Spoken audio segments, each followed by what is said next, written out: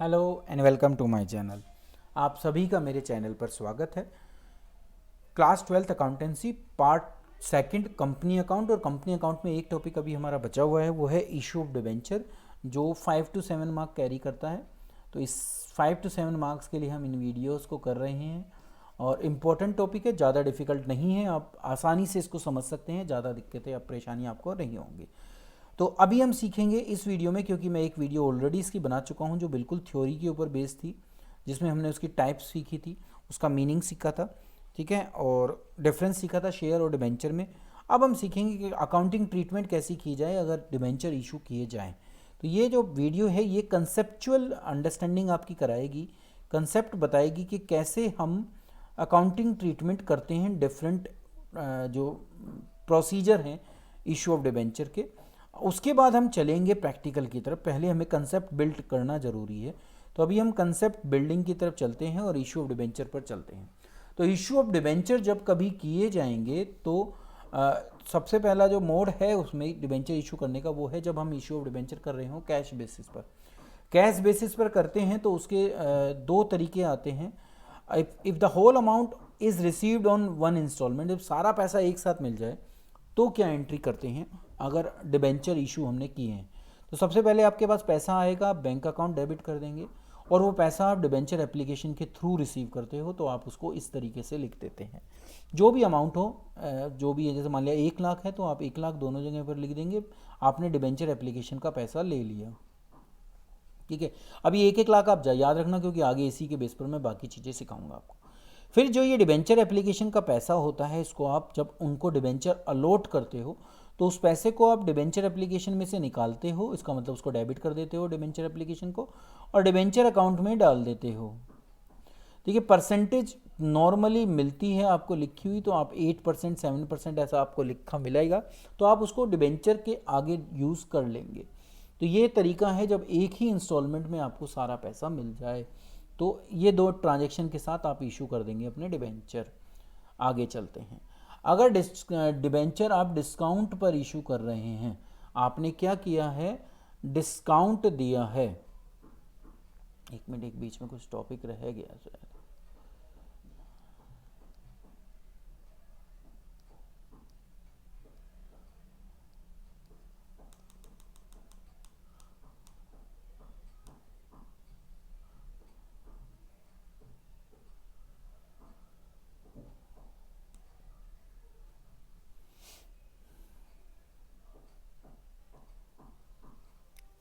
चलिए एक सेकंड देखते हैं, अभी वो मैं आपको बता दूंगा। अगर ये किस्तों में भी होता तो आप कैसे करते।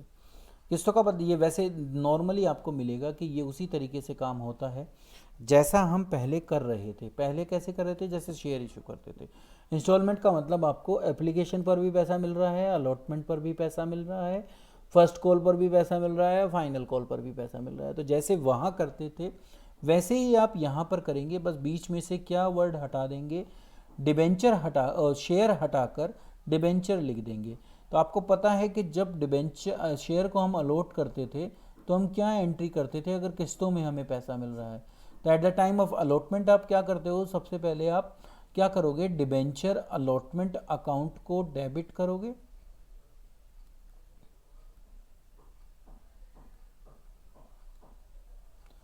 और डिबेंचर अकाउंट को क्रेडिट करोगे। इस तरीके से आप क्या करते थे, ड्यू कराते थे। तो ये ड्यू कराने की प्रोसेस अभी भी ऐसे ही है। फिर आपको पैसा मिल जाएगा तो आप बैंक अकाउंट को डेबिट कर दोगे, और डिबेंचर अलॉटमेंट अकाउंट को क्या कर दोगे, क्रेडिट। तो ये प्रोसेस थी जो पहले भी थी। पहले ड्यू होगा आपका, और ड्यू होने के बाद आपको पेमेंट मिलेगी। तो जैसा आप शेयर में करते थे बिल्कुल सेम उसी तरीके से, अगर वो किस्तों में पैसा मिल रहा है तो आप उसी तरीके से उसको काम को करेंगे, कुछ अलग उसमें नहीं होगा। अब आती है जो हमारी सेकंड पार्ट है इसका अभी का, तो वो ये है कि अगर आपने क्योंकि डिबेंचर डिस्काउंट पर इशू किए जा सकते हैं, शेयर नहीं किए जा सकते, तो इस कंसेप्ट को आपको थोड़ा ढंग से समझना है, क्योंकि ये वहाँ पर नहीं था। शेयर डिस्काउंट पर इशू नहीं हो सकते, पर डिबेंचर डिस्काउंट पर इशू हो सकते हैं। अभी आपने देखा था जीरो कूपन वाले भी होते हैं, तो आपको कई केसेस में डिस्काउंट पर भी डिबेंचर इशू करने पड़ते हैं।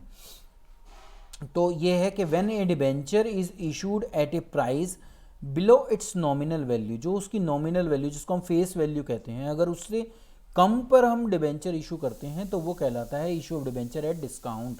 जैसे 10 उसकी नॉमिनल वैल्यू है और आपने 9 रुपये में वो इशू कर दिया है, तो जो वो 1 रुपया कम आप इशू कर रहे हो वही क्या कहलाएगा, डिबेंचर के इशू के समय डिस्काउंट कहलाएगा। ठीक है, तो the discount on issue of debenture can be written off either by debiting it to और out of security premium reserve, और अगर आपके सिक्योरिटी प्रीमियम रिजर्व में पैसा नहीं है तो फिर आप statement of profit and loss, जो प्रॉफिट आपका बचा हुआ है आप उससे भी इसको राइट ऑफ कर सकते हो। आज की डेट पर कंडीशन ये है कि आपको इसको साथ के साथ, मतलब कि जिस ईयर आपने डिबेंचर इशू की हैं उसी साल में आपको इसको राइट ऑफ करना होता है।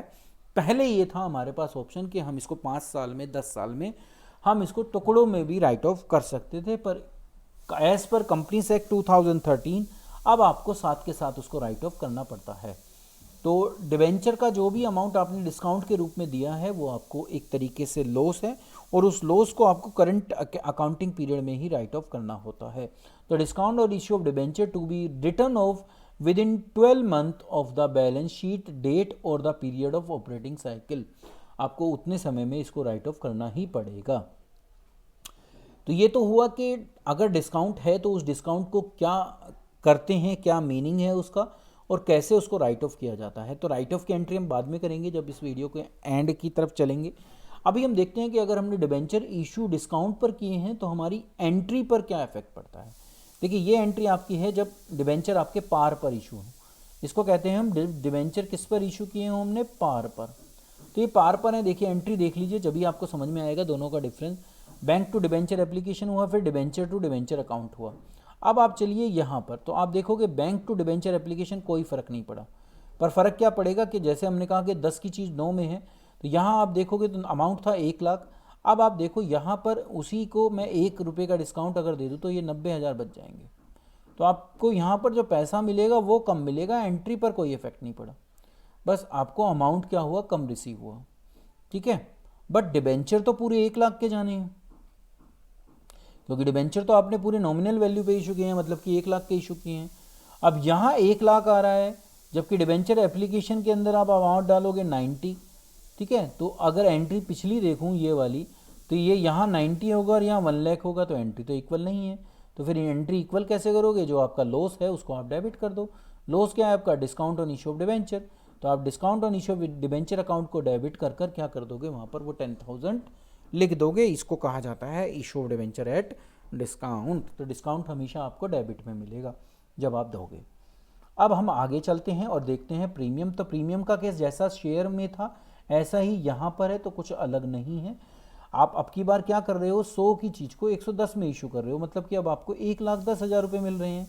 तो एंट्री पहली वही रहेगी, बैंक टू डिबेंचर एप्लीकेशन, कोई चेंज नहीं है, बिल्कुल सेम एंट्री है। बट जब आप इसको बंद करोगे तो यहाँ तो आप 1,10,000 लिखोगे, जबकि डिबेंचर तो 1 लाख से ऊपर नहीं जा सकते, नॉमिनल वैल्यू से ऊपर जा ही नहीं सकते। तो आप कहाँ डाल रहे थे, वहाँ पर भी सिक्योरिटी प्रीमियम रिजर्व में डाल रहे थे, यहाँ पर भी आप सिक्योरिटी प्रीमियम रिजर्व को ऐसे ही क्रेडिट करोगे जैसे वहाँ पर कर रहे थे। तो यहाँ पर भी उसमें कोई फ़र्क नहीं पड़ा, आपका जो आप पहले सीख चुके हो वही यहाँ पर है, इस पर हमारा कोई इफेक्ट नहीं पड़ा। तो ये 3 तरीके थे जैसे हम डिबेंचर को इशू कर सकते हैं। इंस्टॉलमेंट में हाँ आप हो तो जैसे आप शेयर में इंस्टॉलमेंट कर रहे थे बिल्कुल सेम प्रोसेस आप यहाँ पर फॉलो कर लोगे, उस बेस पर आप उस तरीके से भी इशू कर सकते हो। अब जो नेक्स्ट आता है वो तो कैश में था। अब अगर कैश से बाहर निकले तो आता है कंसिडरेशन अदर देन कैश। तो ये वाला भी काम आप वहाँ कर चुके हो, जब आप किसी एसेट को परचेज करने के लिए क्या करते हो, डिबेंचर इशू करते हो। तो sometime a company purchase an asset from vendor and instead of making payment in cash issue debenture for consideration other than cash, या उसके issue debenture in consideration thereof. तो उसकी जगह पर हम क्या दे देते हैं, उनको डिबेंचर इशू कर देते हैं। वहाँ शेयर इशू कर देते हैं, यहाँ पर क्या कर रहे हैं, डिबेंचर इशू कर रहे हैं। तो एंट्री वही है, जब हम परचेज करते हैं किसी एसेट को तो हम एंट्री कर देते हैं sundry asset account debit to vendor. Vendor का मतलब वो व्यक्ति जिससे हमने वो एसेट खरीदी है। अब मान लिया वो AB लिमिटेड है तो यहाँ आप AB लिमिटेड लिख देंगे, कोई और नाम है तो वो लिख देंगे। अब वो 1 लाख की अगर कोई मशीन है जिसको आपने खरीदा है, बिजनेस में हमने परचेज़ किए थे, तो जैसे परचेज कंसिडरेशन वहाँ था वैसे ही यहाँ चलेगा। फिर वेंडर को वो अब 1 लाख पे करने हैं हमें, तो अगर हमने कुछ भी पे कैश में नहीं किया है तो हम 1 लाख से वेंडर के अकाउंट को डेबिट कर देंगे। और अगर ये डिबेंचर जो आपने इशू किए हैं, 3 तरीके देखे आपने, अगर ये पार पर इशू किए हैं तो यहाँ फिर वही 1 लाख रुपए आ जाएगा। बट अगर आपने वो डिबेंचर इशू किए हैं जिनको आपने डिस्काउंट पर इशू करके दिया है, वो कहने लगा मैं नहीं लूँगा, मुझे तो कुछ फ़ायदा चाहिए, पैसे जब आप मुझे दे रहे हो तो फिर हमने भी कहा पैसे हमारे पास नहीं है। वो कहने लगा वेंडर कि नहीं मैं तो पैसे लूँगा। हमने कहा भाई पैसे तो है नहीं, तो डिबेंचर ले ले। उसने कहा नहीं मेरे को क्या फ़ायदा होगा। तो उसने कहा कोई बात नहीं, मैं तुम्हें डिबेंचर जो है डिस्काउंट पर इशू कर दे दूँगा। नीचे वाला केस है डिस्काउंट वाला, ये प्रीमियम वाला है। तो मैं पहले, क्योंकि आपके सामने कंसेप्ट डिस्काउंट रख चुके हूँ, तो मैं डिस्काउंट ही पहले बताऊंगा। ये है वो केस डिस्काउंट का। तो आप उस केस में क्या करेंगे, वेंडर को 1 लाख रुपए उसके अकाउंट में डेबिट करोगे, क्योंकि वो तो आपको उसको देना ही देना है। अब आपने उसको कहा कि भाई मैं 10,000 के डिस्काउंट पर तुम्हें दे दूंगा, इसका मतलब मैं आपको 1,10,000 के डिबेंचर दूंगा, और दूंगा सिर्फ कितने में, 1 लाख में। ठीक है, तो ये कहलाता है जब कंसिडरेशन अदर देन कैश में आप डिस्काउंट पर डिबेंचर इशू करते हो। ये केस आपको वहाँ नहीं मिल रहा था, क्योंकि ऐसा वहाँ पर कोई केस आया ही नहीं था। तो ये तरीका है इस चीज़ को निकालने का। इसमें जब क्वेश्चन करेंगे, जब आप इसको बहुत आसानी से समझ पाएंगे। अब तीसरा केस आता है कि भाई कंपनी की रेपुटेशन इतनी है, वो खरीदने को तैयार था, तो हम कहने लगे नहीं भाई हम डिबेंचर तो इशू कर देंगे, पर आपको डिबेंचर की कॉस्ट वो नहीं मिलेगी जितना आपको हमें पैसा देना है।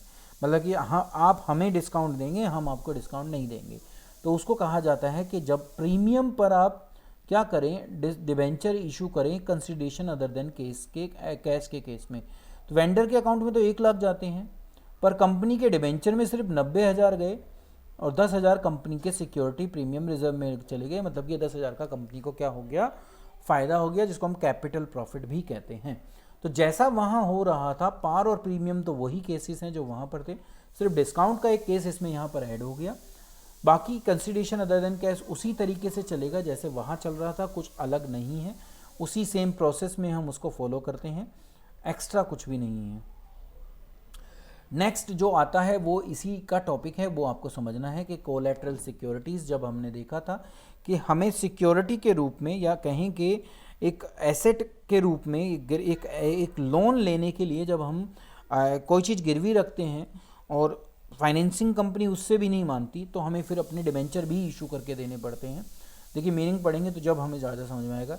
ए collateral security may be defined as a subsidiary और सेकेंडरी, या एक additional security beside the primary security. आप एसेट को तो रखते हो प्राइमरी सिक्योरिटी के रूप में।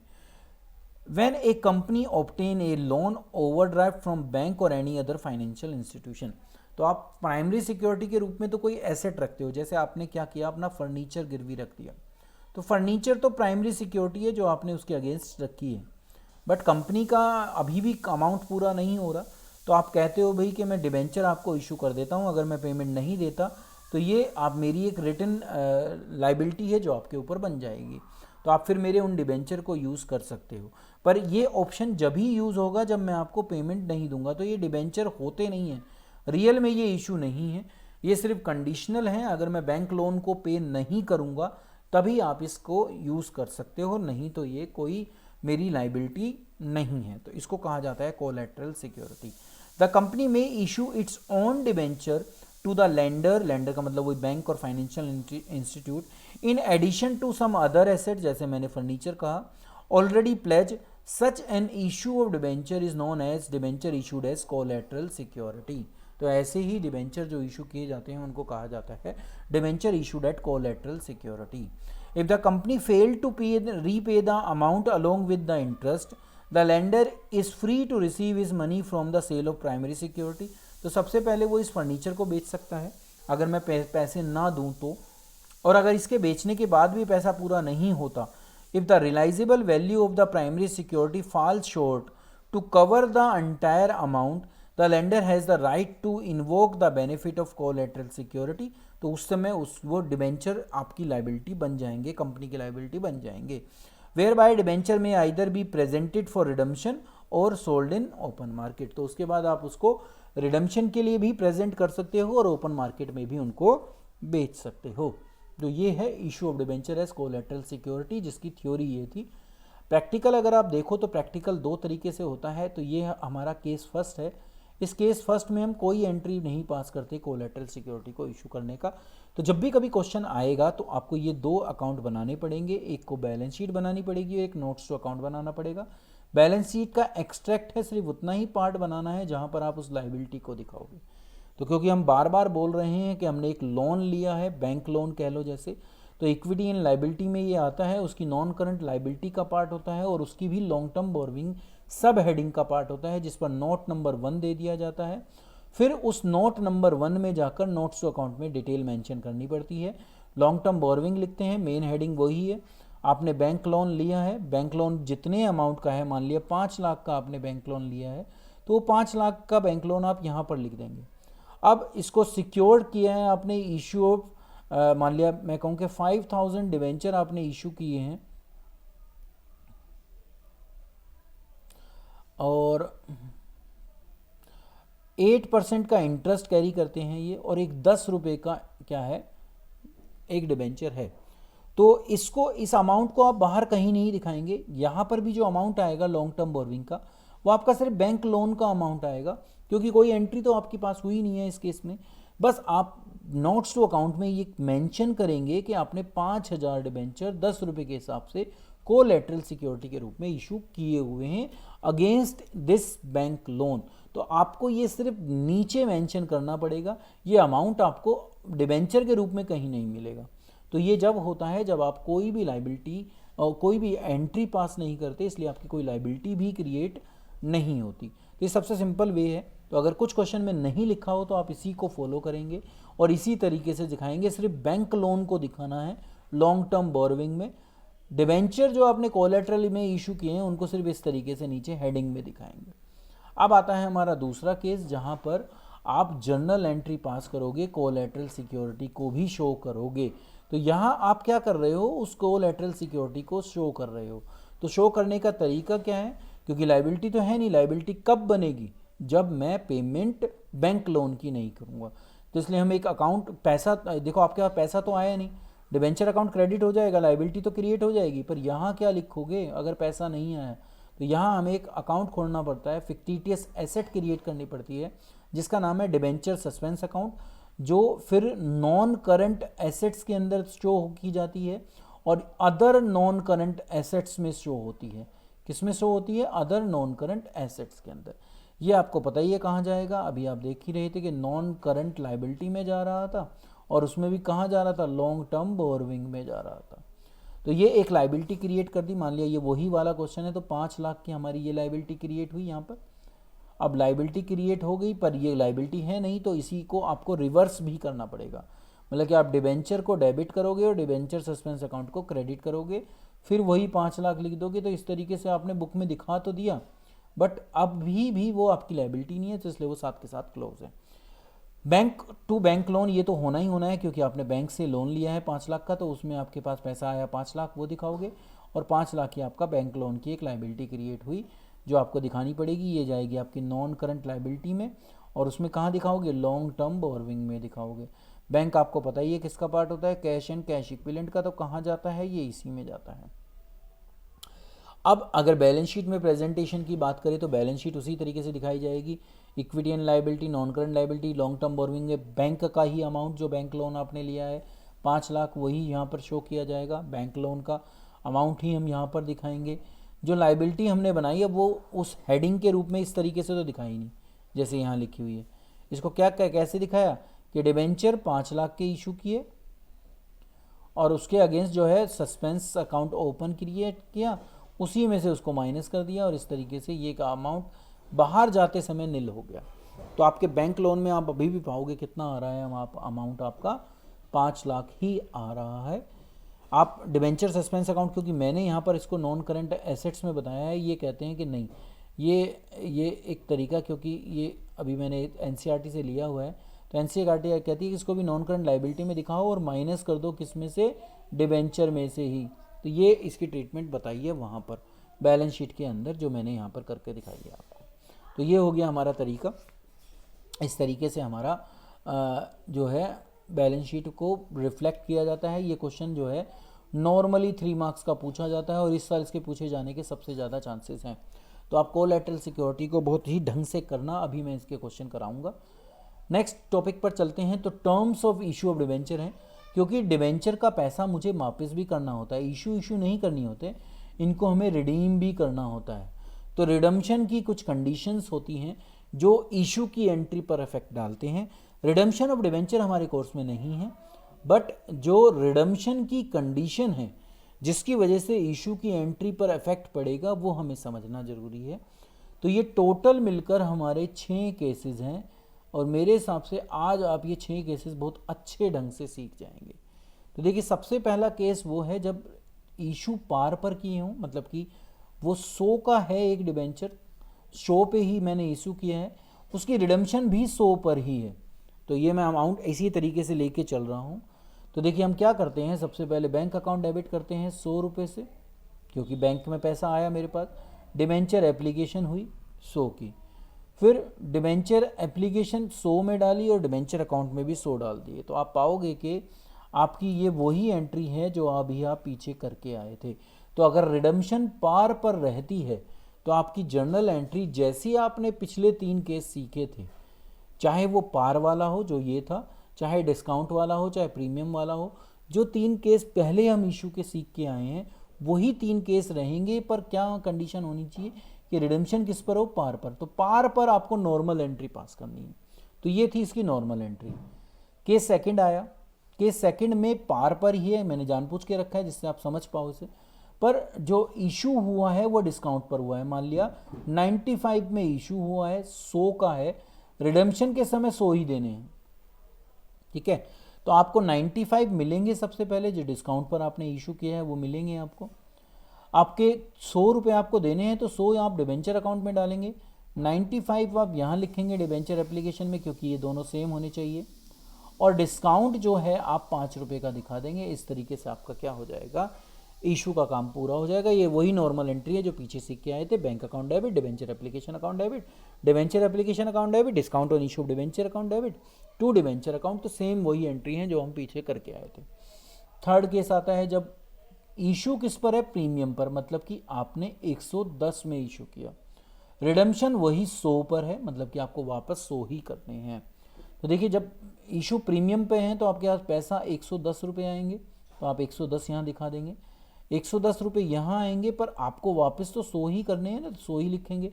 10 रुपये कहाँ चला जाएंगे, हमारे सिक्योरिटी प्रीमियम रिजर्व में। तो ये काम अभी हम पीछे करके आए थे। तो सेम वही काम है, कुछ अलग नहीं है। तो ये केस 3 वो थे जो तीनों केसेस बिल्कुल ऐसे ही थे जैसे हम पीछे सीख के आए। यहाँ इस पर कोई भी इफेक्ट नहीं पड़ा। अब जो इफेक्ट पड़ना है उसको आपको समझना है, वो आपके लिए समझना बहुत ज़रूरी है। अब जो केस 4 आता है वो ये आता है कि इशू तो पार पर है, मतलब कि 100 पर इशू है, पर रिडम्पशन जो है वो 105 पर है। तो ये बात अब आपको समझनी पड़ेगी। जब रिडम्पशन प्रीमियम पर आ जाए तो फिर एंट्री चेंज होंगी इशू की। पहली एंट्री पर कोई इफेक्ट नहीं पड़ा, क्योंकि जितना भी अमाउंट था वही यहाँ पर लिख दूंगा मैं। तो पैसा लेते समय कोई इफेक्ट नहीं पड़ रहा, पर पैसा देते समय फ़र्क पड़ेगा। तो अब उस फ़र्क को हमें यहाँ रिकॉर्ड करना है। आप देखोगे डिबेंचर एप्लीकेशन में तो 100 ही डाल जा सकते हैं, पर यह कन्फर्म है कि डिबेंचर जो है वो तो 100 का है, पर 5 रुपये ये प्रीमियम के पे करने हैं। तो इसको लिखा जाता है premium on redemption of debenture.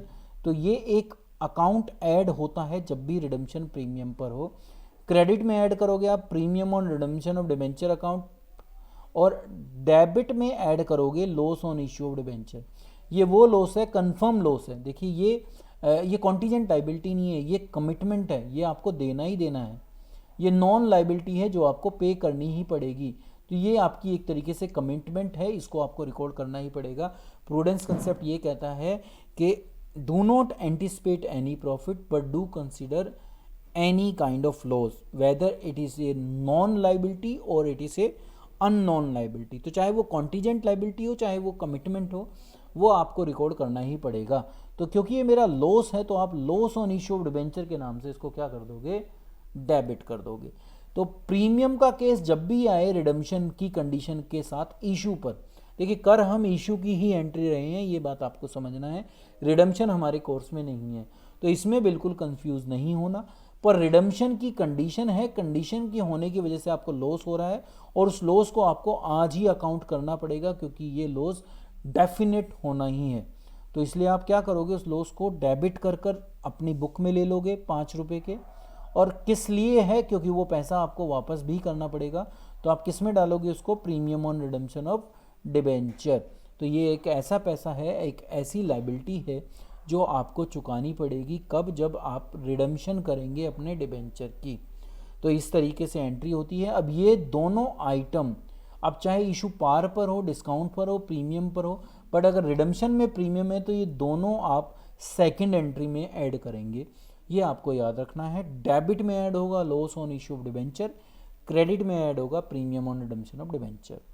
पार से अब डिस्काउंट की तरफ चलते हैं।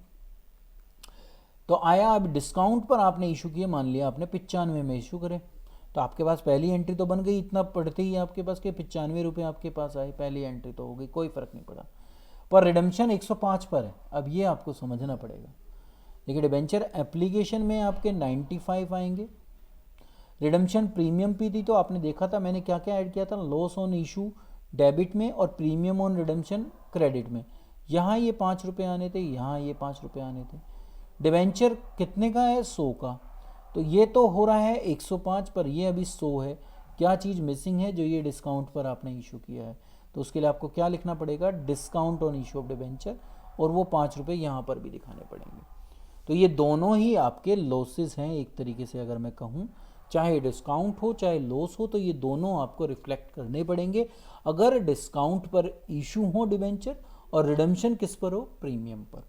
तो जब भी रिडम्पशन प्रीमियम पे होगी तो ये तो कंफर्म हो चुका है कि आपको ये दो चीज़ें ऐड करनी ही करनी पड़ेंगी। क्या क्या, एक तो ये मतलब कि loss on issue of debenture, और एक ये premium on issue of debenture. अब नेक्स्ट और लास्ट केस जो इसका आता है, उसमें आप देखोगे कि इशू भी प्रीमियम पर है। मान लिया इशू जो किया 110 पर किया, तो आपके पास 110 रुपये आ गए, आप यहाँ लिख देंगे उसको 110, ये आपकी पहली एंट्री होगी, कोई दिक्कत नहीं। पर रिडम्पशन जो है प्रीमियम पर, और वो प्रीमियम है 105 का, तो आप क्या करोगे, डिबेंचर एप्लीकेशन के अंदर तो 110 डाल दोगे। डिबेंचर कभी भी 100 से ऊपर नहीं जा सकता, तो ये तो 100 में ही रहेगा। प्रीमियम जब भी पढ़ो आप वर्ड, रिडम्पशन प्रीमियम पर है और इशू की एंट्री कर रहे हो, तो दो चीज़ें उसके अंदर ऐड कर देना। एक तो loss on issue of debenture 5 रुपये का दिख रहा है, 5, और उतना ही अमाउंट आप premium on redemption of debenture में भी डाल देना 5। तो यहाँ अब 115 है, यहाँ 105 है, तो 10 रुपये मिसिंग है। वो कहाँ जाएंगे, हमारे सिक्योरिटी प्रीमियम रिजर्व, क्योंकि आपको इशू करते समय पैसा ज़्यादा मिला है, तो आप उस पैसे को कहाँ दिखाएंगे, एसपीआर के अंतर्गत दिखाएंगे। तो ये डिफरेंस था इन 6 केसेस में। मेरे हिसाब से आप इन केसेस को शायद बहुत अच्छी तरह से समझ गए होंगे। रिडम्पशन जब भी पढ़ो तो loss on issue of debenture debit में और premium on redemption of debenture credit में ऐड जरूर कर देना अपनी नॉर्मल एंट्री में और सेकंड एंट्री में। बाकी आप इजीली कर पाएंगे, कोई ऐसी दिक्कत आपको नहीं आएगी इनको समझने में। अब नेक्स्ट टॉपिक पर चलते हैं, तो वो इंटरेस्ट का टॉपिक है, क्योंकि डिबेंचर है तो डिबेंचर पर इंटरेस्ट देना ही पड़ता है। तो ये कंपनी इशू डिबेंचर जो करती है, it is under an obligation to pay interest, उनको इंटरेस्ट उस पर देना ही होता है एज ए फिक्स परसेंटेज जो उसके आगे लिखी होती है, और ये हाफ ईयरली पे किया जाता है अनटिल डिबेंचर का पैसा आप वापस नहीं कर दोगे। तो जब आप डिबेंचर पर इंटरेस्ट दे रहे हो तो उसको रिकॉर्ड भी करोगे बुक में, तो वो कैसे रिकॉर्ड होगा वो यहाँ पर बताया गया है। तो interest on debenture is charge against the profit, profit के ऊपर चार्ज होता है, क्योंकि प्रॉफिट को कमाने के लिए ही ये खर्च किया है, तो आप इसको प्रॉफिट एंड लॉस अकाउंट में ही डालते हैं of the company and must be paid whether the company has earned any profit और नॉट। क्योंकि ये चार्ज ऑन प्रॉफिट है, प्रोपिशन ऑफ प्रॉफिट नहीं है, तो प्रॉफिट हो चाहे ना हो आपको ये पे करना ही पड़ेगा। तो एंट्री क्या होगी, ये एक आपका एक्सपेंस है इसलिए डेबिट हो जाएगा, डिबेंचर इंटरेस्ट अकाउंट डेबिट। जो भी अमाउंट है, मान लिया आपका इंटरेस्ट जो आया है वो 5,000 आया है, तो आप यहाँ 5,000 लिख देंगे। अब क्योंकि जो हमारा इनकम टैक्स एक्ट है वो कहता है कि जब आप डिबेंचर पर इंटरेस्ट पे करो या आप शेयर पर डिविडेंड पे करो, तो आप टीडीएस काट लीजिए करो। टीडीएस का मतलब होता है टैक्स डिडक्टेड एट सोर्स। तो आपको ये टीडीएस काटना होता है और उसके बाद इसको जमा कराना होता है इनकम टैक्स डिपार्टमेंट को, ठीक है, या गवर्नमेंट को। तो आप जब उनको पेमेंट दोगे डिबेंचर होल्डर को, तो आप इसमें से टीडीएस माइनस कर लेंगे। अब मान लिया टीडीएस की रेट थी 10%, तो आप 5,000 का 10% टीडीएस पहले से काट लोगे और उसको लिख दोगे आप इनकम टैक्स पेबल, और वो 500 रुपये वहाँ पर शो कर दोगे। अब डिबेंचर होल्डर को जो आपको पे करना है वो इस 5,000 में से 500 माइनस कर 4,500 रुपये पे करना है। तो सबसे पहले आप उसको ड्यू करा दोगे। तो यहाँ मैंने इंटरेस्ट को ड्यू करा दिया कि वो डिबेंचर होल्डर को पे करना है। अब फिर मैं पेमेंट की बात होती है तो मैं डिबेंचर होल्डर को भी पे करूँगा 4,500, और मैं जो है गवर्नमेंट को भी पे करूँगा इनकम टैक्स वाला पोर्शन 500 रुपये। इस तरीके से मेरे पास से टोटल 5,000 रुपीज़ जाने ही जाने हैं, वो मैं बैंक के थ्रू पे कर दूँगा। तो ये हो जाती है मेरी उसकी पेमेंट डिबेंचर होल्डर को भी और इनकम टैक्स डिपार्टमेंट को भी। फिर जो ये डिबेंचर इंटरेस्ट होता है, जो मेरा क्या बोला मैंने आपको, एक एक्सपेंस है। इस एक्सपेंस को आप फिर statement of profit and loss में ट्रांसफ़र कर देते हो। तो statement of profit and loss account debit हो जाता है और डिबेंचर इंटरेस्ट जो डेबिट था वो क्रेडिट होकर ख़त्म हो जाता है, और ये पूरे 5,000 रुपये वहाँ पर आ जाते हैं। तो ये थी इसकी इंटरेस्ट की ट्रीटमेंट, जो आपको हाफ ईयरली करनी होती है। जब भी आप करोगे आपको ये ट्रांजैक्शन करनी ही पड़ेगी, मतलब कि साल में 2 बार ये ट्रांजैक्शन आपको पास करनी ही करनी पड़ेगी। अनलेस एंड अदरवाइज कंडीशन कुछ और हो गए, उन्होंने कह दिया कि आप 3 मंथ में पे करो, तो आपको 3 मंथ में भी पे करना पड़ेगा। अगर मंथली पे करना है तो आपको मंथली भी पे करना पड़ेगा, पर नॉर्मल कंडीशन में ये हाफ ईयर ही होता है। नेक्स्ट टॉपिक की तरफ चलते हैं, वो है जो वो डिस्काउंट या लॉस जो अभी हम क्रिएट कर रहे थे पीछे, उसको राइट ऑफ करना होता है। ये हमने शुरू में भी पढ़ा था कि डिस्काउंट को विद इन 12 मंथ पे करो। ऐसे ही जो लॉस डिबेंचर के रिडेम्पशन के समय आज क्रिएट हो गया, उसको भी आपको अभी राइट ऑफ करना होता है। तो चाहे वो डिस्काउंट हो चाहे वो लॉस हो, अगर इशू ऑफ डिबेंचर पर ये दोनों में से कुछ भी है तो ये कैपिटल लॉस कहलाता है, और should be written off in the year when the debenture are issued. उसी साल इसको आप राइट ऑफ करोगे जिस साल आपने ये डिबेंचर इशू किए हैं। देखिए लॉस होना है आज से 5 साल बाद, पर उसको आपने आज एक्नॉलेज किया, आज ही आप उसको राइट ऑफ करो, मतलब कि आप उसको प्रॉफिट में से आज ही काट लो। पेमेंट बेशक आप 5 साल बाद दे देना, प्रॉफिट को कम कर दो, ये वो कहते हैं। तो डिस्काउंट या लॉस जो भी है वो आपको रिटर्न ऑफ करना होता है सबसे पहले सिक्योरिटी प्रीमियम रिजर्व में से, अंडर सेक्शन 52(2). तो आप सबसे पहले राइट ऑफ करने के लिए क्या चीज़ यूज़ करोगे? Security premium reserve. बट अगर मान लिया मैं कहूँ कि मुझे जो डिस्काउंट या लॉस का अमाउंट है वो मेरा 15,000 है,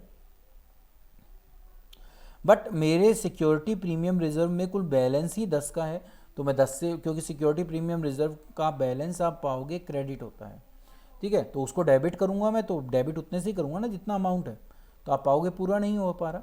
तो अगर कैपिटल प्रॉफिट से वो पूरा नहीं होता, वो एडिक्वेट नहीं मिलता आपको, तो आप जो और बचा हुआ रिटर्न ऑफ करना है आपको, वो आप रेवेन्यू प्रॉफिट में से कर सकते हो। मतलब कि आप statement of profit and loss में से 5,000 लेकर भी उसको क्या कर दोगे?